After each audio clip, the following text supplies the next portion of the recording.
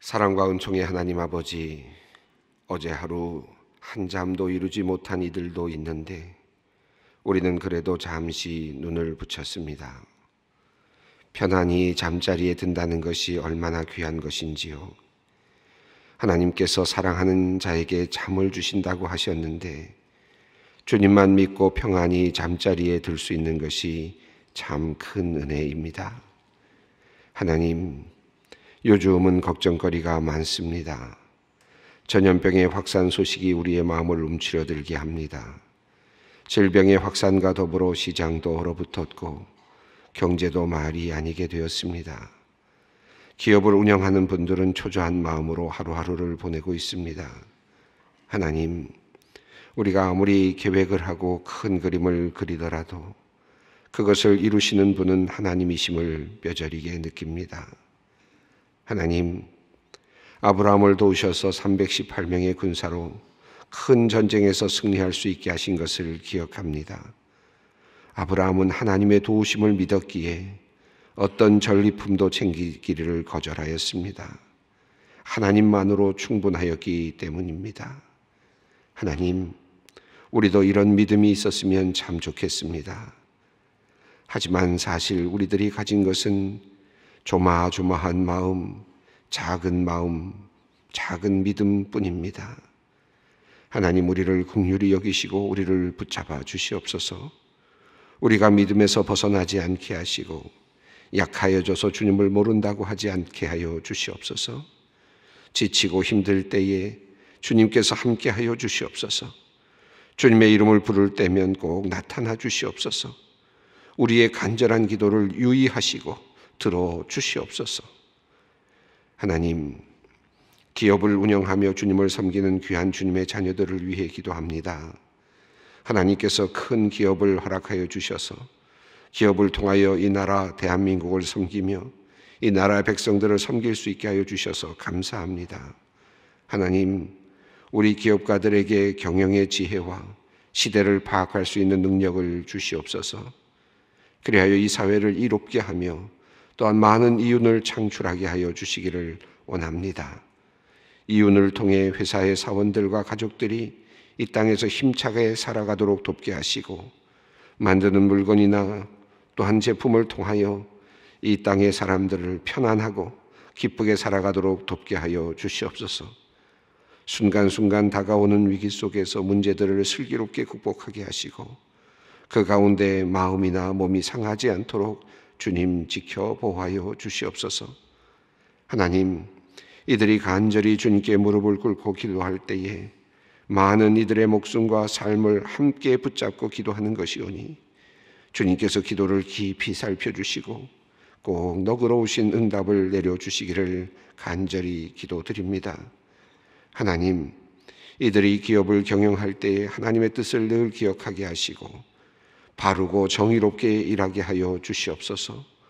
직원들의 안위를 늘 생각하면서 인류의 미래를 늘 생각하면서 하나님의 마음을 이해하면서 주님께서 주신 귀한 기업을 잘 운영케 하여 주시옵소서. 이들이 운영하는 기업을 통하여 하나님의 영광이 드러나는 귀한 열매가 꼭 있게 하여 주시기를 간절히 기도드립니다. 하나님, 전염병이 번져가면서 모든 이들의 마음이 딱딱해지고 여유가 없어지고 있습니다. 하나님, 무엇보다 누구를 비난하거나 욕하지 않게 하여 주시옵소서. 어려운 이웃을 늘 그리스도의 마음으로 생각하고 대하게 하여 주시옵소서. 그들이 이단이든 외국인이든 중국인이든 하나님의 형상으로 태어난 사람들이며 우리의 국민이라는 점을 생각하면서 이 땅의 백성들이라는 점을 생각하면서 그들을 긍휼히 여기게 하여 주시옵소서. 특별히 코로나19와 관련하여 우리가 서로 혐오하거나 배척하는 일이 없도록 우리의 마음을 넓혀 주시옵소서. 하나님, 코로나19로 인하여 여러 병원 응급실들이 폐쇄되고 있습니다. 또한 질병의 퇴치를 위하여 많은 의료인들이 밤잠을 설치며 일하고 있습니다. 하나님, 우리 의료인들과 간호사, 질병관리센터의 직원들과 각 시도의 공무원들, 119 안전센터의 공무원들이 피곤하지 않게 하시고 또한 몸이 약해지지 않도록 지켜주시옵소서. 병상에 있는 환자들에게 하나님의 평안을 내려주시고 속히 건강을 회복할 수 있도록 면역력을 높여 주시옵소서. 하나님, 길거리의 노숙인들이 더 추운 겨울을 보내고 있습니다. 식사를 봉사하는 손길들이 전염병으로 인해 중단되고 있어서 먹을 것을 얻기가 쉽지 않다고 합니다. 더욱이 마스크와 세정제를 구하기 어려워 위험에 많이 노출되어 있다고 합니다. 하나님, 우리 모두가 너그러운 마음으로 돕게 하시고 하나님께서 연약한 이들을 각별히 살펴주시기를 간구합니다. 또한 나이가 많으신 연로하신 어르신들이 위험에 노출되어 있습니다. 병원에 있는 환자들도 그렇습니다. 하나님께서 이들을 긍휼히 여겨주시고 전염병의 위험에서 그들을 보호하여 주시옵소서. 하나님, 뉴스를 보면서 안타까운 마음을 가지게 됩니다. 진리가 아닌 것에 모든 것을 걸고 유혹에 빠져 살아가는 사람들을 보면서 주님께 기도합니다. 잘못된 길로 들어선 열심은 하나님과의 거리를 더욱 멀게 만들 뿐임을 그들이 알게 하여 주시기를 기도합니다. 그들이 진리이신 참 하나님, 우리 예수님께로 돌아오게 하여 주시기를 간구합니다. 욕심에 이끌리어 사탄의 올무에 잡혀있는 이들이 속히 포로에서 벗어나 참 빛으로 돌아오게 하여 주시옵소서. 하나님, 오늘 직장암 수술을 받게 되는 집사님을 지켜주시옵소서. 수술의 전 과정에 하나님께서 함께 하시고 좋은 결과로 건강을 회복케 하여 주시옵소서. 걱정하며 기도하는 식구들의 마음에 평안을 주시옵소서. 상처와 아픔을 치유하시는 하나님, 여러 가지 삶의 고난과 질병의 고통 가운데 있는 소망의 성도들을 위해 기도합니다. 고통 가운데 있는 성도님들이 그의 삶이 평안해지기를 간구합니다. 주인의 손을 바라보는 종의 눈과 같이 주님의 자녀들이 여호와 하나님을 바라보며 은혜를 베풀어 주시기를 간절히 기도할 때에 하나님, 그들에게 참된 긍휼을 베풀어 주시옵소서. 주의 은혜를 바라는 이들에게 여호와 라파, 치료하시는 하나님의 놀라운 역사를 행하여 주시기를 원합니다. 아침 안개처럼 모든 아픔과 고통의 뿌리가 사라지게 하여 주시옵소서. 오늘도 말씀하시는 하나님, 이제 말씀 앞으로 나아갑니다. 이 시간 주님의 말씀만이 가득한 시간이 되게 하여 주시옵소서.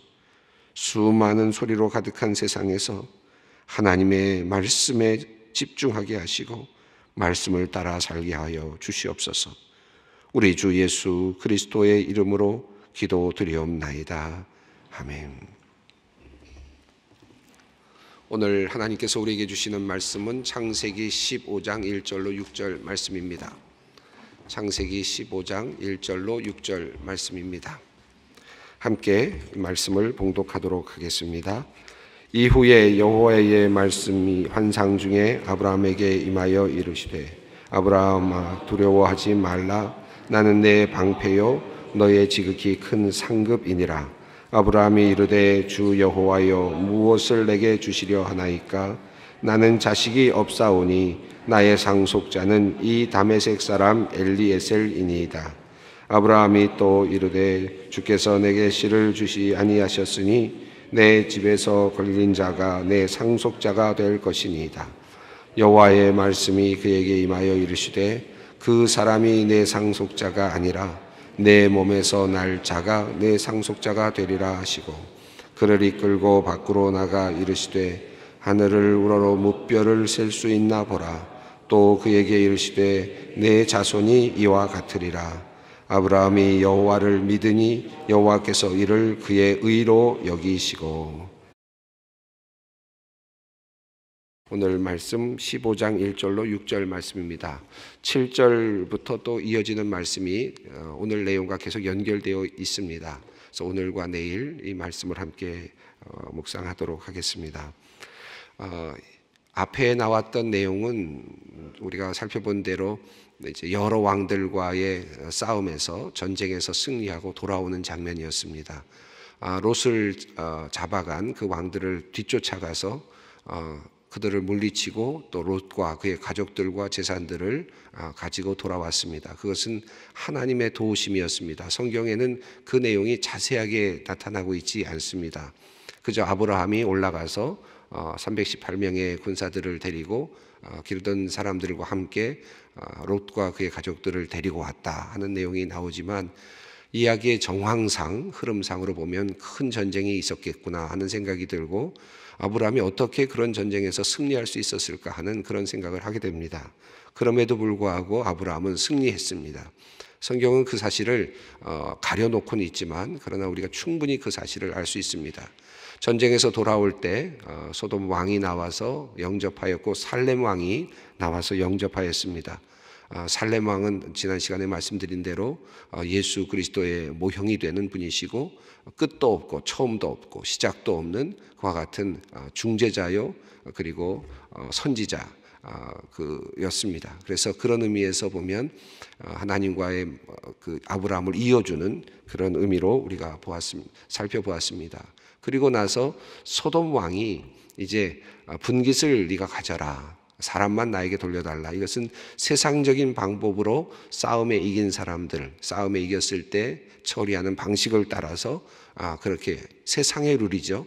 이긴 자가 가질 수 있는 분깃, 이긴 자가 누릴 수 있는 그 여러 가지 혜택들, 그것을 네가 누려라, 네가 가져라, 그것은 너의 것이다, 인정하마 라고 하는 그런 이야기를 들으면서 아브라함은 그것을 포기합니다. 그것이 사실은 이미 믿음의 표현이다라는 것을 우리가 살펴보았습니다. 혹시라도 내가 가지고 있는 모든 재물이 너로 인하여서 네가 나에게, 소돔 왕이 나에게 준 것이라고 여겨질까 봐 내가 그것 때문에 너의 것을 받지 않겠다. 나의 모든 재물과 재산은 하나님으로부터 오는 것이다 라고 하는 사실을 아주 분명하게 보여준 장면을 우리가 지난 시간에 살펴보았습니다. 자, 그리고 나서 하나님께서 이제 나타나십니다. 이야기의 흐름을 보면 이렇습니다. 하나님께서 아브라함에게 나타나신 내용이 두 번 이제 앞에 나오고, 이제 오늘이 세 번째로 등장이 되는데요. 첫 번째 나타났던 때는 언제냐 하면 아브라함이 출발할 때입니다. 아브라함이 출발할 때 12장에 보면 고향 친척을 떠나라 하는 말씀을 하시면서 하나님께서 아브라함에게 임재하셨습니다. 그래서 출발을 했습니다. 하란에서 이제 출발을 해서 가나안 땅으로, 내가 내게 지시할 땅으로 가라 라는 말씀을 듣고 그가 이제 떠났습니다. 떠나는 장면이 12장에 나왔죠. 이때 하나님께서 말씀하셨습니다. 그리고 나서는 하나님의 말씀이 숨습니다. 그 다음부터는 성경상에서는 물론 짧은 시간 흘러가고 있습니다만, 성경적으로는 한두 페이지밖에 되지 않습니다만, 하나님께서 긴 시간 동안 숨어 계시는 듯 보입니다. 아브라함이 어떻게 됐습니까? 가나안 땅으로 갔다가 가나안 땅에 사람이 있으니까 점점 더 남방으로 네게부 지역으로 내려가다가, 네게부 지역에서 기근을 맞이하니까 자기 생각에 따라서, 자기의 판단에 의해서 자기가 생각할 때 살 길이라고 생각해서 애굽으로 내려갔습니다. 내려갔을 뿐만 아니라 거기서 아내를 누이라고 속이라고 그렇게 하면서 나름대로 방법을 강구하면서 살 길을 찾았습니다. 그런데 그 살 길을 찾는 모든 과정 속에서 하나님의 모습은 나타나지 않습니다. 하나님이 말씀하시는 모습이 나타나지 않습니다. 이렇게 해라, 저렇게 해라는 말씀이 나타나지 않습니다. 아브라함이 믿음의 사람임에도 불구하고, 하나님께서 끌고 가심에도 불구하고 항상 하나님께서 말씀해 주시고 또 말씀해 주시고 또 말씀해 주시지 않았습니다. 아브라함의 경우를 보아도 그렇습니다. 우리의 신앙생활의 삶을 보아도 그렇죠. 그리고 나서 어떻게 됐습니까? 그럼에도 불구하고 애굽 왕에게 사레가 아내로 들어가게 됐을 때 하나님께서 역사하셨다는 것을 우리는 성경의 그 흐름을 통해서 볼 수 있습니다. 하나님께서 재앙을 내리셨다. 말씀은 안 하셨는데 하나님께서 간섭하셨다라는 것입니다. 말씀이 없고 간섭이 있었습니다. 그렇죠. 그리고 나서 다시 하나님께서 베풀어 주신 은혜를 따라서 이제 다시 애굽에서 출발해서 다시 네게부 지역으로 올라왔습니다. 올라와서 그 다음에 롯과 이 아브라함이 서로 다투게 되는, 목자들이 다투게 되는 것 통해서 이제 땅을 나누어 갖게 되는 장면이 나왔습니다. 그때 롯에게 좌하면 내가 우하리라 하는 말과 더불어서 하나님께서 이제 아브라함에게 가나안 땅을 이제 선물로 주십니다. 이때 또 하나님께서 말씀을 하십니다. 또 나타나셨어요. 그래서 하나님께서 두 번째로 말씀하신 장면이 바로 이 롯과 헤어지는 장면입니다. 그러면서 땅을 보라 라는 말씀과 더불어서 너의 자손이 티끌처럼 셀 수 있는 사람은 아마 셀 수 있겠지만 그 말씀은 무슨 말입니까? 못 센다는 뜻이죠. 셀 수 없을 만큼 그렇게 너의 자손이 많아지리라 하는 말씀을 또 두 번째로 하셨습니다.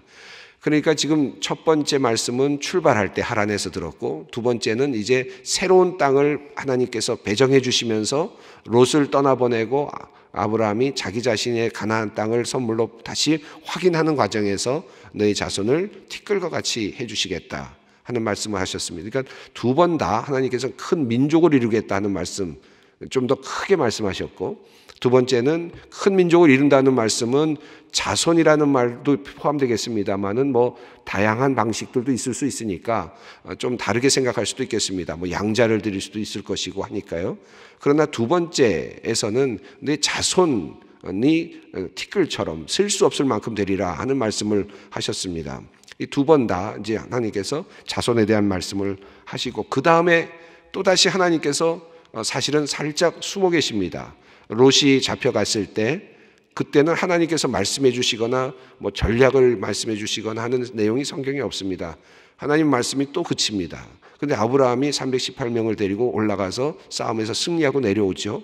말씀은 없고 그 대신 또 뭐가 있습니까? 하나님의 도우심, 하나님의 능력, 하나님의 함께 하심이 있습니다. 그러니까 말씀이 있을 때가 있고 때로 하나님의 능력이 임할 때가 있고, 이것이 번갈아 가기도 하고 때로는 그것이 나누어져서 나타납니다. 우리가 말씀도 있고 행동도 있고 말씀도 있고 사건도 있고 한꺼번에 다 있으면 좋겠는데, 어떨 때는 말씀만 있고 어떨 때는 하나님의 인도하심만 있고, 이런 것들이 아브라함의 삶의 여정 속에서 나타나고 있습니다. 우리들의 삶의 여정도 비슷하죠. 말씀도 있고 행동도 있으면 얼마나 좋겠습니까? 근데 말씀이 있을 때는 말씀을 믿어야만 되고요. 그리고 행동이 있을 때는 말씀이 또 없어서 이것이 어디로부터 왔는지를 내가 스스로 알아야 되는 그런 또 때가 있습니다. 오늘 이 말씀은 이제 하나님께서 세 번째로 아브라함에게 임하시는 장면입니다. 자, 1절을 읽어보겠습니다. 이후에 여호와의 말씀이 환상 중에 아브라함에게 임하여 이르시되 아브라함아 두려워하지 말라. 나는 내 방패요 너의 지극히 큰 상급이니라. 이제 하나님께서 너에게 내가 누구인가 하는 것을 알려주셨습니다.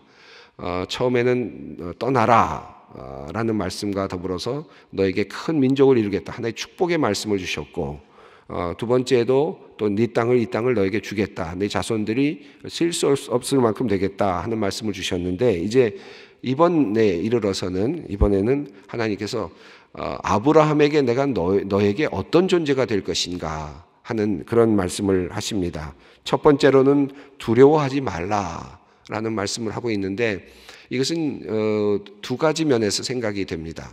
첫 번째는 아마도 전쟁에서 이기고 나서 아마 두려움이 있었을 수 있겠다 하는 생각이 듭니다. 왜냐하면 한 번 이겼는데 몇 명 안 되는 사실은 소수의 인원을 가지고 큰 군대를 물리쳤다면 그 다음에 또다시 공격해 들어오지 않을까 하는 그런 두려움이 있을 수 있었겠죠. 이제 공격을 하고 이기기는 했지만 혹시라도 또 다른 공격으로 어려움을 당하지 않을까 하는 두려움이 있을 수 있습니다. 이런 상태를 표현하고 있는 것이 아닐까 하는 그런 첫 번째 해석이 있습니다. 두 번째는 하나님이 만나주실 때마다 사실은 두려움이죠. 하나님을 만난다는 것은 두려움입니다. 그런데 하나님께서 아브라함과의 관계에서 너는 나를 두려워할 필요가 없다, 내가 너를 사랑한다는 의미를 담고 있다는 것이죠. 너는 나를 두려워할 필요가 없다, 너는 나를 두려워하지 말아라 라는 그런 의미로 해석할 수 있겠습니다. 두 가지가 다 가능한데, 아브라함에게 나타나셨을 때 두려워하지 말아라 하는 말씀이 있었고요, 이삭에게도 있었고 야곱에게도 있습니다. 나중에 우리가 살펴보겠습니다만은 다 야곱과 이삭 같은 경우는 삶의 위기 가운데 있었을 때, 어려움 가운데 있었을 때, 두려울 만한 이유가 있었을 때 하나님께서 나타나셔서 두려워하지 말아라 하는 말씀을 하셨습니다. 그런 의미에서 본다면 여기 있는 이 말씀도 두 가지가 다 함께 포함된 말씀이 아닐까 생각합니다. 전쟁에서 소수의 인원을 가지고 이기고 전리품들을 가지고 왔습니다. 그러나 여전히 또 다른 공격, 이제 또 다른 공격이 보복이 올지도 모르겠다 하는 그런 생각을 하면서 두려워하고 있으면서 동시에 하나님 앞에서 이 두려움이 있을 때 이 두 가지를 다 포함하면서 하나님께서 두려워하지 말라 하는 이런 말씀을 하십니다. 자, 그래서 첫 번째는 의미가 있는데 나는 내 방패요. 이 말씀은 앞에 말씀드렸던 그 두려움에 대한 의미가 있지 않을까 생각이 듭니다. 이제 어떤 것이 들어와도 어떤 것이 또 공격해 들어와도 내가 너를 막아주마 하는 그런 의미겠죠. 또 다른 공격이 들어와도 또 다른 민족이 너를 공격해 들어와서 너를 칠지라도 내가 너의 방패가 되어주겠다 하는 그런 의미로 하나님께서 그 새로운 어떤 공격에도 네가 힘들어하지 말고 두려워하지 말라 하는 그런 의미로 내 방패라는 말씀을 하셨고 내가 너를 보호해 주겠다라고 그렇게 말씀하십니다. 재미있는 내용이 그 다음에 나오는 내용인데 너의 지극히 큰 상급이니라 하는 말씀입니다. 이 상급이니라라는 말을 영어로 보면 리워드라고 하고 되어 있습니다. 보상이라는 거죠. 보상, 그죠? 이 제대로 된 내용입니다. 여기서 왜 이 말씀이 나왔을까요? 내가 너의 상급이다. 내가 너의 보상이다. 이 말씀이 왜 나왔을까요? 물론 뭐 여러 가지로 해석할 수 있겠고 그 자체로도 의미가 있습니다만은 앞뒤의 문맥으로 본다면 저는 이런 생각이 듭니다. 지금 소돔 왕이 들어올 때 아브라함이 들어올 때 너의 전리품들을 다 챙겨라 그러지 않습니까? 네가 가지고 있는 모든 것들은 다 챙기고 사람만 나에게 보내라. 재산들은 다 네가 가지고 그리고 사람만 보내라 라고 했는데 아브라함이 그것을 하지 않았습니다. 충분히 당연히 챙길 수 있는 전리품들을 챙기지 않았습니다. 내가 전쟁에서 이긴 것에서 나오는 보상을 충분히 챙길 수 있었을 텐데 그 보상을 스스로 단절시켰습니다. 나는 그런 보상을 받지 않겠다라고 했죠. 그리고 나의 모든 재산은 하나님으로부터만 온다라는 사실을 분명하게 보여주고자 했습니다. 자, 이것을 보신 우리 하나님께서 뭐라고 말씀하시냐면 이제 너를 이제 다시 공격해 들어왔을 때 내가 너를 방어해 줄 것이다 하는 말씀과 더불어서 내가 너의 리워드가 될 것이다. 내가 너의 보상이 된다는 것입니다. 내가 너의 전리품이 된다. 전리품이 된다는 말로 표현하면 조금 더 와닿습니까? 하나님이 너의 전리품이 되주마. 하나님이 너의 보상이 되주마. 네가 충분히 얻을 수 있었고 충분히 네가 너의 권한이라고 권리라고 주장할 수 있었던 것을 네가 포기했으므로 내가 그 자리에 너의 보상이 되주마. 내가 너의 전리품이 되주마 하는 그런 하나님의 약속입니다. 그러니까 너의 지극히 큰 상급이니라. 내 자신이 전리품이 되었습니다. 여러분 한번 생각해 보세요. 여러분 어디 가서 금덩어리가 있어서 내가 금을 전쟁에 가서 승리해서 금을 가지고 왔습니다. 그래서 금을 내가 가지게 되면 사실은 금이 나의 것이 될 수 있고 당연히 내가 얻을 수 있는 전리품이라고 할 수 있죠. 내가 금을 포기했습니다.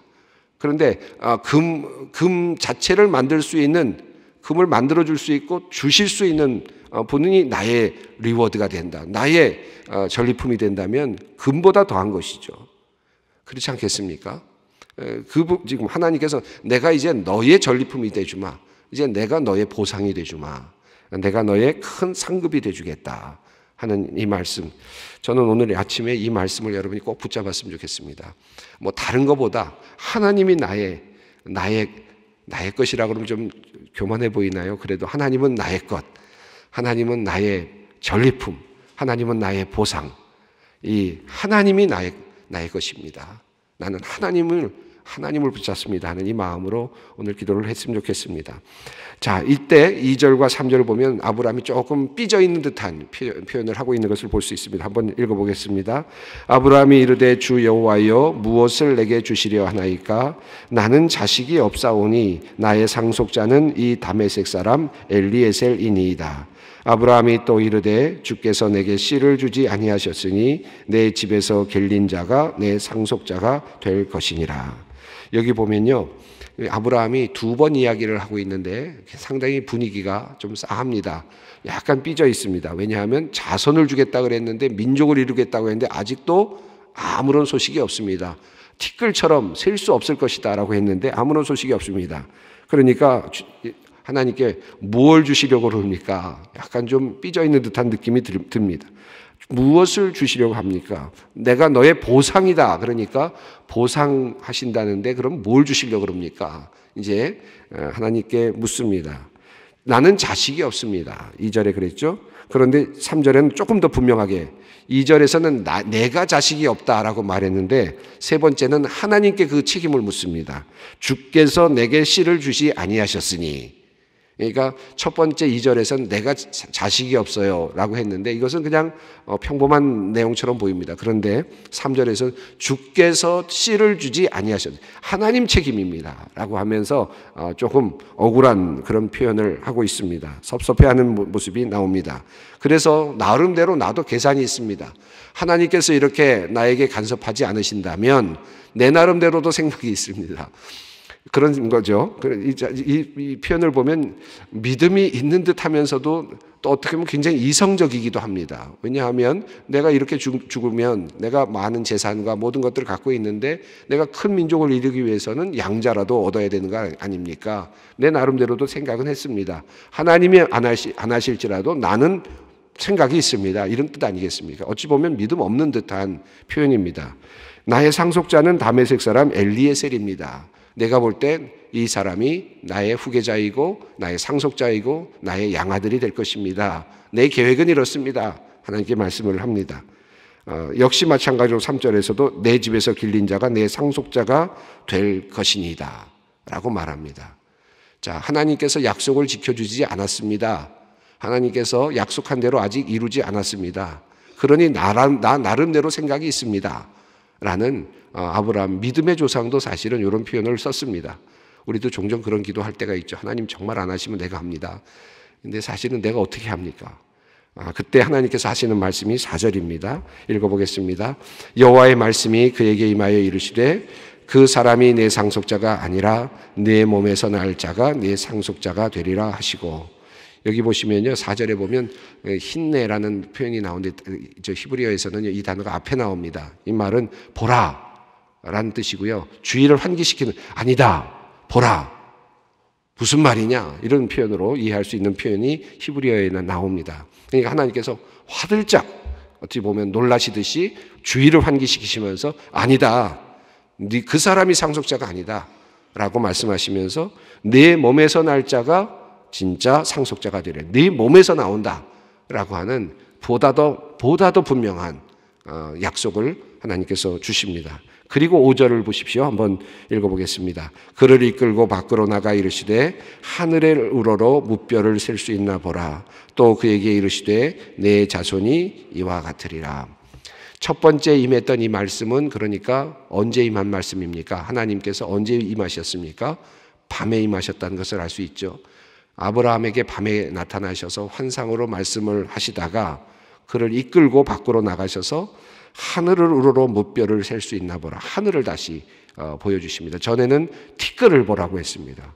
그런데 이제는 하늘을 보라 그러시면서 그 별들을 셀 수 있는가 보라. 지금은 요즘에는 잘 안 보입니다만 먼지 때문에. 그런데 아주 그 몽골이나 이런 데 가면 아주 하늘이 아주 맑게 보인다고 합니다. 저는 아직 가보진 못했는데 그런데 보면 얼마나 많은 별들이 떠 있는지 확인할 수 있다고 하는데 아마도 그 당시에 이 중동은 그랬을 것입니다. 하늘에 어마어마하게 많은 별들이 빛나고 있었을 것입니다. 그 별들을 보게 하시면서 하나님께서 이와 같이 너의 자손이 많아질 것이다 라고 이렇게 말씀하죠. 나중에 이제 요걸 기억해 두십시오. 나중에 이 별을 보는 순간이 또 나오는데 참으로 힘든, 아브라함의 힘든 시간에 이 별들이 또 등장을 합니다. 그래서 우리가 나중에 한번 살펴보도록 하겠습니다. 오늘 이 말씀 전체적으로 읽어봤는데 오늘은 큰 상급이니라 너의 보상이니라, 내가 너의 보상이니라, 내가 너의 전리품이니라, 내가 너의 전리품이 되어주마. 이 말씀 붙잡고 우리 함께 기도의 자리로 나아가겠습니다. 하늘에 계신 우리 아버지의 이름을 거룩하게 하시며 아버지의 나라가 오게 하시며 아버지의 뜻이 하늘에서와 같이 땅에서도 이루어지게 하소서. 오늘 우리에게 용할 양식을 주시고 우리가 우리에게 잘못한 사람을 용서하여 준 것 같이 우리 죄를 용서하여 주시고 우리를 시험에 빠지지 않게 하시고 악에서 구하소서. 나라와 권능과 영광이 영원히 아버지의 것입니다. 아멘.